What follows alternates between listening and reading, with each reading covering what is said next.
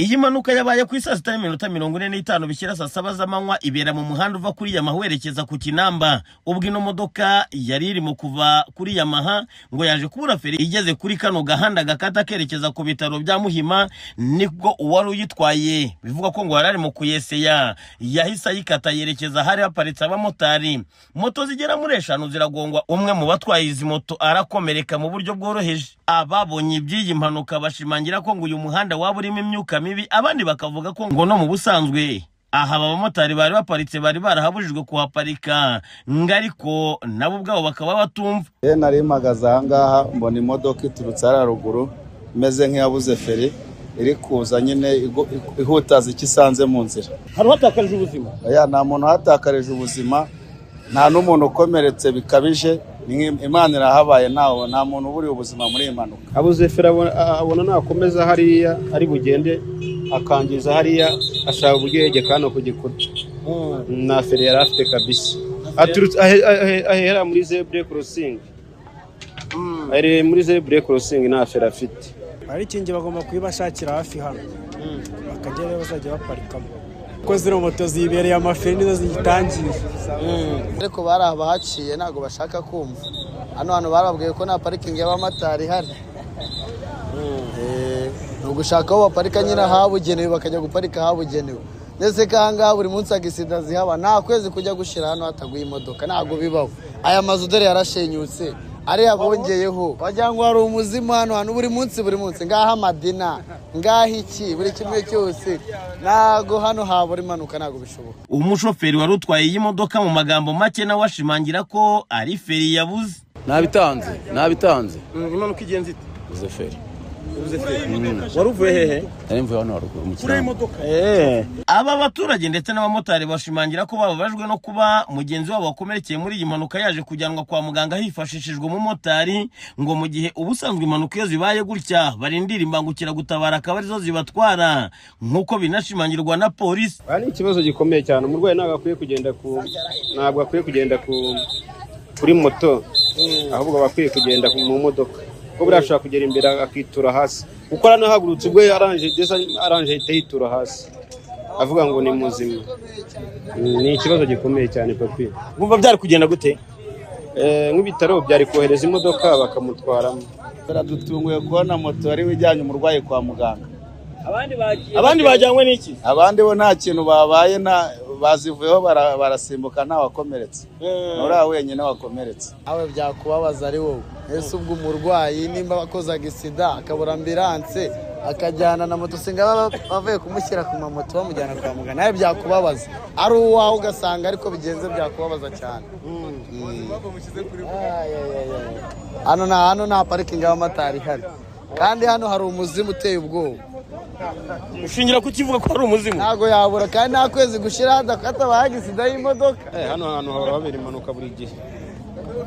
Hano byaba ari ikibazo cy'umuhanda ucuritse se twabihuza n'umuzimu? Iby'abazimu byo ntago mbizi papi, iby'abazimu ntago mbizi, ariko hano hora habera impanuka buri gihe. Iki gikuta bakigonga buri gihe. Mugiye kwa muganga mwifashishije moto? Ambulance zabuze se? Nase moto usimbuye ambulance? Ari umupolisi unegetse ko Amakuru y'iyi mpanuka yaje kongera gushimangirwa n'umuvugizi wa polisi ishami rishinzwe umutekano wo mu muhanda SP Emmanuel Kayigi, aho yagize ati: nibyo impanuka yabaye ni iyo modoka yamanukaga ituruka kuri Yamaha yerekeza ku Kinamba. Umushoferi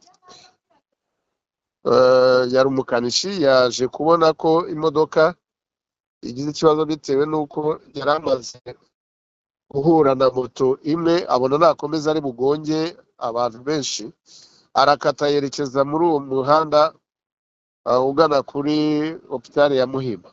Nibwo yagongaga indi moto. Ibya moto 5 ntabwo ari byo, haba hajemo n'amarangamutima rimwe na rimwe. Muri iyo mpanuka rero hakomeretsemo umuntu umwe, kandi yakomeretse byoroheje. Yajyanywe kwa muganga koko, ariko yashoboraga no kwijyana kuko ntabwo yari yababaye, nta gikomere byo uvuga. igihe umuntu yakomeretse cyane ni byiza ko habaho gutabaza kubwira imbangukiragutabara kugira ngo izitabare, ariko n'umuntu ushobora kuba yakomeretse ku buryo yakijyana kwa muganga ari hafi aho, ntabwo ari ngombwa ko yategereza. Ikiba cyihutirwa n'ubutabazi. Uwo mumotari wamutwaye ni ubutabazi yatanze, nk'uko n'umuntu yashobora kuba yakijyana ku giti cye. Aho tubwira abantu kuba batakora ku muntu wakomeretse ni cya gihe bigaragara ko umuntu ashobora kuba atavuga, ashobora kuba yashengabaye ku buryo bugaragara, ashobora kuba afite ibikomere. Ubu tuvugana uwo muntu yamaze guhabwa ubufasha kandi nibaza ko ashobora no kuba yanatashye.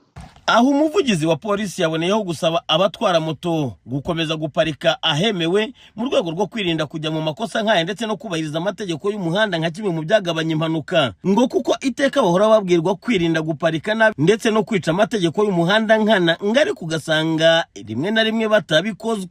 BTN TV mu mujyi wa Kigali, Ndindahiro Valence Papi.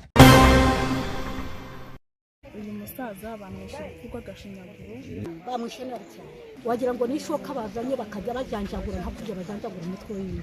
BTN TV turi mu mudugudu wa Nyagatabire mu kagari ka Bushobora mu murenge wa Remera wo mu karere ka Gatsibo.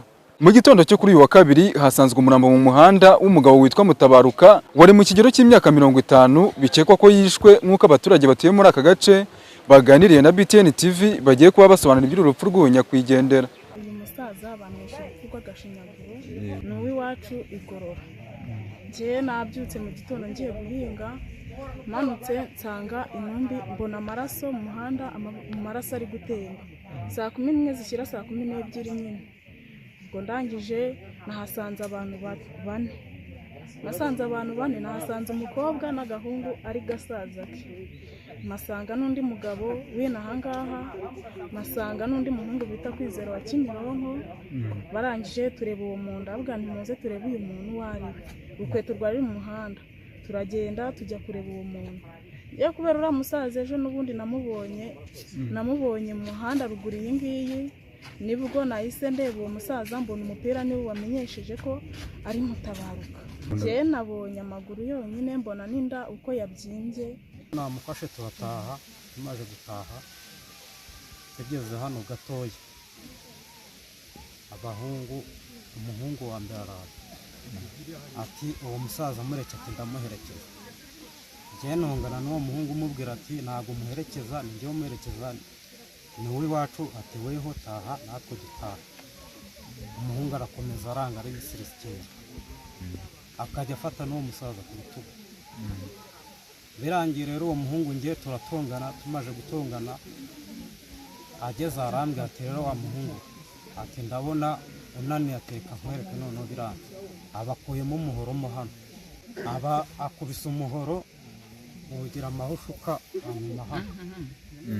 Ndirukanka ndamanuka mvuza akaruru. Turi kumwe uwo muhungu warunemye, nahise niruka ahita agaruka inyuma, wa musaza ahagaze atavuga. Nawe yagutemye?